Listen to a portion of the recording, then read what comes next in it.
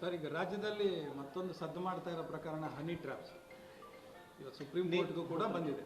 ಮತ್ತೆ ನಿಮಗೆ ಯಾರೋ ಚೀಟಿ ಕೊಟ್ಟು ಕಳಿಸಿದ್ರು, ನೀವು ಆ ಚೀಟಿ ನೋಡ್ಕೊಂಡು ಓದಿದ್ರಿ, ನಿಮ್ಮದು ಮತ್ತೆ ಸಚಿವರುಗಳದ್ದು ಅಂಡರ್ಸ್ಟ್ಯಾಂಡಿಂಗ್ ಇದೆ, ಹಾಗಾಗಿ ನೀವು ವಿಚಾರ ಪ್ರಸ್ತಾಪ ಮಾಡಿ. ನೋಡಿ, ಚೀಟಿ ಯಾರು ಕಳಿಸಿದ್ರು ನನಗೂ ಗೊತ್ತಿಲ್ಲ.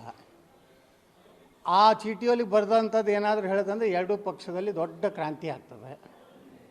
ಅದಕ್ಕೆ ಎರಡೂ ಪಕ್ಷದ ನೇತಾರರು ಅದರ ಚೀಟಿಯ ಹಿನ್ನಡೆ ಇದೆ ಅನ್ನೋಂಥದ್ದು ಯಾರೋ ಕಳಿಸಿದ್ರು. ಅದು ಯಾರು ಕಳಿಸಿದ್ರು, ಸಚಿವರು ಕಳಿಸಿದ್ರು, ನಮ್ಮ ಪಾರ್ಟಿಯವರು ಯಾರು ಕಳಿಸಿದ್ರು ಗೊತ್ತಾಗಲಿಲ್ಲ. ಸರ್, ಆ ಚೀಟಿ ಬಂದ ಮೇಲೆ ವಿಚಾರ ಪ್ರಸ್ತಾಪ ಮಾಡಿದ್ರಿ ಅಂತ ಹಂಗಿಲ್ಲ. ನೋಡ್ರಿ, ಈಗ ಇದು ರಾಜಣ್ಣವರು ಸಹಕಾರಿ ಮಂತ್ರಿಗಳು ಬಹಿರಂಗವಾಗಿ ಹೇಳ್ತಾ ಇದ್ರು, ಇಲ್ಲಿ ಏನು ಯಾವ ಟ್ರ್ಯಾಪ್ ಅದು ಹನಿ ಟ್ರ್ಯಾಪ್ ಆಗ್ತಾಯಿದೆ, ಹನಿ ಟ್ರ್ಯಾಪ್ ಆಗ್ತಾಯಿದೆ.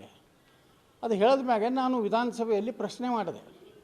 ನಾನೇನು ಬಜೆಟ್ ಮ್ಯಾಗ ಮಾತಾಡಿದ ನಾ ಕೇಳಿದೆ, ಒಬ್ಬ ಜವಾಬ್ದಾರಿಯುತವಾದಂಥ ಸಚಿವರೇ ಬಹಿರಂಗವಾಗಿ ಕರ್ನಾಟಕದಲ್ಲಿ ಅವ್ರ ಪಕ್ಷದವರೇ ಹನಿ ಟ್ರ್ಯಾಪ್ ಮಾಡ್ತಾಯಿದ್ರು ಅನ್ನೋಂಥದ್ದನ್ನು ಇವತ್ತು ನಾಡಿನ ಜನತೆ ಮುಂದೆ ಇಟ್ಟಾಗ ಇದು ಸಾರ್ವಜನಿಕವಾಗಿ ಚರ್ಚೆ ಆಗ್ತಾಯಿತ್ತು.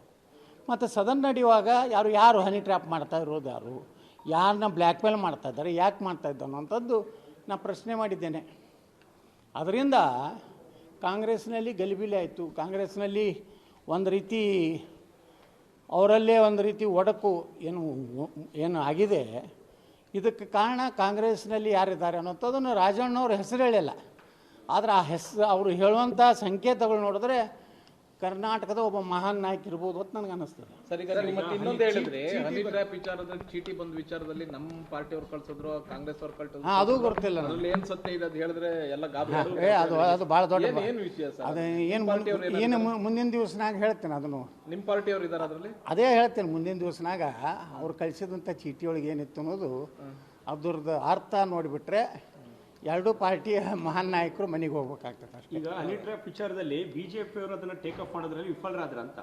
ಇಲ್ಲ ನೋಡಿ, ಈಗ ನಾವು ನಮ್ಮ ವಿರೋಧ ಪಕ್ಷ ನಾಯಕರು ಎಲ್ಲ ಚರ್ಚೆ ಮಾಡಿ ನಾವು ಅವತ್ತೇ ಅದನ್ನು ತೊಗೋಬೇಕಾಗಿತ್ತು. ಅವತ್ತು ಏನಾಯಿತು, ಇನ್ನೊಂದು ನಮ್ಗೆ ಇಂಪಾರ್ಟೆಂಟ್ ಅಂದರೆ ಈ ಕಾಂಟ್ರಾಕ್ಟ್ ಗುತ್ತಿಗೆ ಅಲ್ಲಿ ಏನು ಮೀಸಲಾತಿ ಏನು ಕೊಡೋದು ಇತ್ತಲ್ಲ, ಈ ಇಶ್ಯೂನೂ ಅಷ್ಟೇ ಇಂಪಾರ್ಟೆಂಟ್ ಇತ್ತು.